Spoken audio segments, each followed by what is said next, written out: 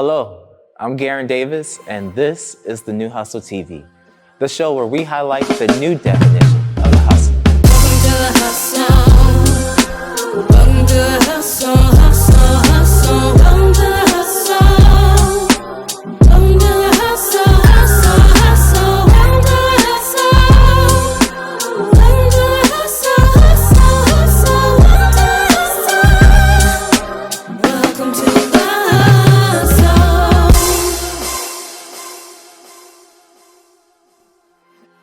Hey, my name is Larry Sims and I'm from the west side of Chicago. My line of business is in beauty and I am the new hustler. What does a hustler mean to me? Hustle means survival by any means necessary. I grew up on the west side of Chicago and we were trying to get out, and it was all about being the fighter to the finish, and that's what hustling means to me. Do I consider myself a hustler? I have considered myself a hustler, especially thinking about my humble beginnings. A lot of people didn't make it off of the west side of Chicago, and we were dreamers at the same time. So that hustle came with a dream, and now I feel like I've evolved from being a hustler to walking in my purpose. What made me select the profession? You know, I'm a Leo and I love all things beautiful. So it was a no-brainer for me to go from being a professional dancer into working in the beauty industry in an entertainment realm. How did I get started? Well, that's a loaded question because I evolved from being a dancer for many years into being in front of the camera a lot of times, and by being in front of the camera, both being a dancer and now a beauty profession, I was able to meet a lot of people along the way.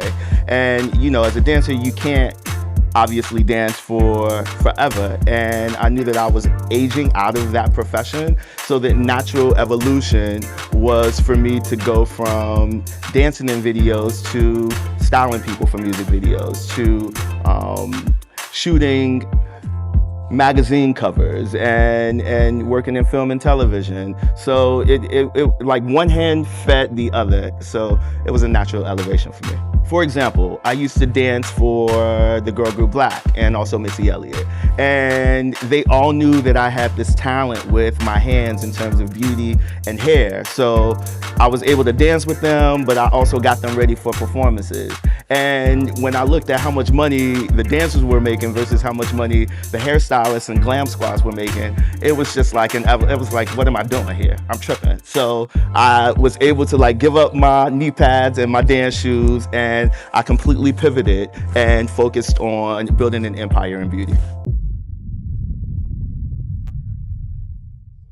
What fears or moments of hesitation did I have before starting out? One thing that I can say about me is that I really have lived my life fearlessly. I have not allowed fear to define me in any way. I think that a lot of people that grew up with me that are still stuck on the same block, they are fear-based. They let fear control their lives. They let fear stifle them. And fear or doubt or anything like that only propelled me to really work harder. So fear is not even in my vocabulary. It doesn't exist. I live a very fearless life. And currently, nah, like fear is not even an option, especially at this juncture. I get really excited and driven about new ideas. I never become complacent. You know, some people may look at where I've been able to grow my career to be and say, okay, that's enough. I'm always constantly thinking about ideas. For example, I was last night in the urinal, TMI, and an idea came to me in the urinal, and I pulled out my notes while I was doing my thing, and I'm like, yo, that's a dope idea. I'm constantly challenging myself. I'm constantly trying to push. So yeah, there's no room for fear in any of that.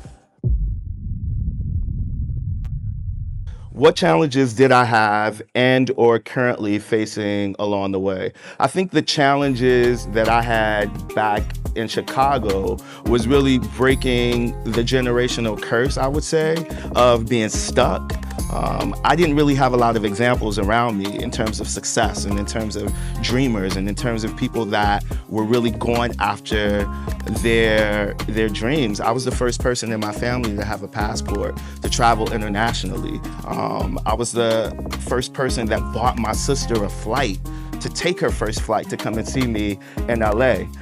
Her sons too, my nephews, they came to LA to see me on their first flight. So I think that those have been the challenges that I've overcome, and I'm really proud to lead in that space and be an example, not only to the kids that are coming below me or after me, but also to my family, who really look at me with a lot of inspiration. So I'm proud of that. How do I stay motivated when things get tough? You know, the reality of it is every second, every moment that you are granted, that you are blessed with on this earth, you have to use it wisely. You can't allow the exteriors of the world manipulate how you move through it. You could easily crawl under a rock and say, well, it's me. I mean, there's so many people right now that have lost everything. And I think the thing that is the through line through all of that pertaining to the question is, we still have our lives. We still have breath in us. And as long as I have breath in me, I'm not gonna allow adversities to control and dictate who I am and how I wake up and show up for myself in this world. Did I choose my profession for the love of it or for the money? Obviously the money helps, right? But one person said to me, and I know this isn't the first time you've heard it, your passion in life is to do whatever you would love, whatever you love, even if it didn't have a paycheck attached to it. And that's really been a blessing for me. As a dancer, I would dance in neighborhoods or at school plays and performances for free. My first dance gig, I got $75 for the show, and I felt like I was on top of the world. Same with beauty and hair. I would do my niece's hair, and I would, you know, eventually started, when I did Missy, her hairstyles, I was doing that for free. There was no checks involved. It was just because I loved doing what I was doing. And when you tap into that passion and you grow it into a business, that's really living in your light, that's really living in your truth, and that's really living in freedom. So yes, the answer is I would absolutely be doing what I'm doing without a check. I want the check, but I appreciate the passion behind it. What would I tell my younger self if I could go back in time? I would tell my younger self to keep dreaming and to dream even bigger, and to not allow the circumstances around you to distract you from anything. And I think that I've lived that. I think that my dreams have gotten bigger.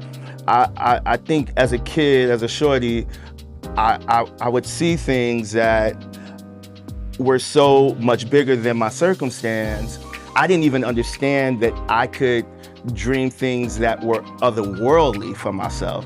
My dreams were compartmentalized because I was like, well, okay, I'm only dreaming to get off the block. And when I got to that, I'm like, shit, well, can I get out the country? And then it became bigger and bigger. So I think, you know, my younger self would be told to dream the impossible as a shorty and allow yourself to walk through that process. What advice would I give someone that is starting off in the same field? I would say lead with passion and honesty and sincerity. There are no shortcuts in any of it. You know, I know that it's probably passé when people that have been in the industry or a little older say, you know, when I was doing this, there was no social media. You know, we had to work and we had to hustle, but that was really the truth. We didn't have platforms to be able to DM people. Now, granted, that's where we are today, and I think it's dope, but I think that also we have to make sure that we don't have the stamp of privilege on our shoulders. Like, we can't feel like we're too big to go through the process. You know, pick up the phone, email people, assist, be humble, do things for free. It's okay, you're gonna get your time. Don't backstab people. Don't go behind people's back and try to get what's theirs because, you know, or offer a lower rate, you know, which is sort of like backpedaling on the people that have worked to create a standard in terms of pay and equity. Like, I think that a lot of people are hustling in ways that really make that term super negative, unfortunately, because there's no integrity behind that type of hustle. When I hustled in honesty. That's really what it was about. It was about living in my truth and doing whatever I needed to do to get to wherever I was going, to conquer my goals. But when you use hustling to manipulate people, to stab people in the back, that's the wrong hustle to be on. So, you know, check yourself, man, and just stay humble. What encouraging words can I leave to another hustler starting out? Be true to the hustle.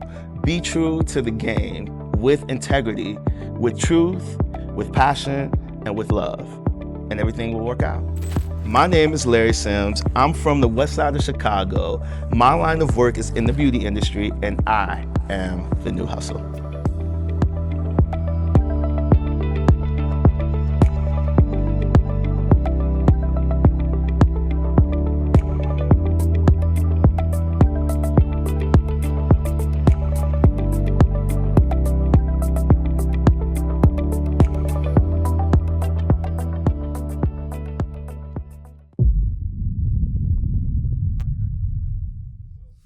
Thank you guys so much for watching. Make sure you like, comment, subscribe, turn those notifications on. And again, thank you. Until next time, hustlers.